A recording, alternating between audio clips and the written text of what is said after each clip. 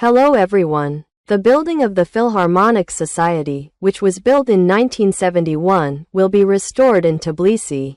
The renovated building will host international concert programs, exhibitions, festivals and other cultural events.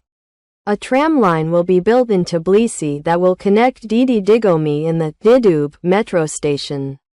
The total length of the new tram line will be 7.6 kilometers and will have 11 stops.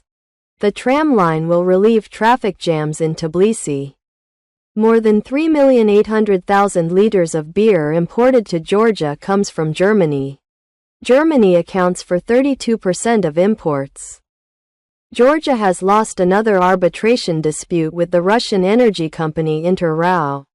The debt has grown to $94 million. The reason for the dispute is Tbilisi's refusal to pay Inter RAO compensation for losses from the fall in the lari exchange rate.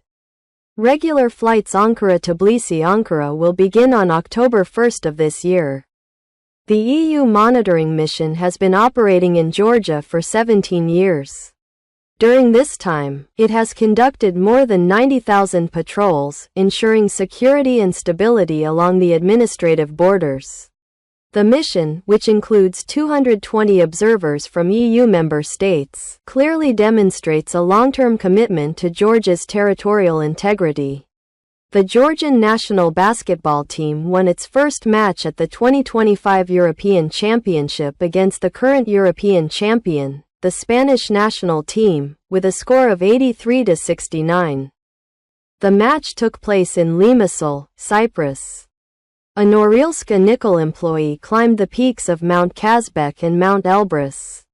The number of Israeli guests in Georgian hotels increased by 57.4%. Last year, hotels and hotel-type establishments in Georgia served 5,800,000 guests. A presentation of Georgian wine was held in Dusseldorf. The presentation was held by the famous German influencer and sommelier Tony Askaitis.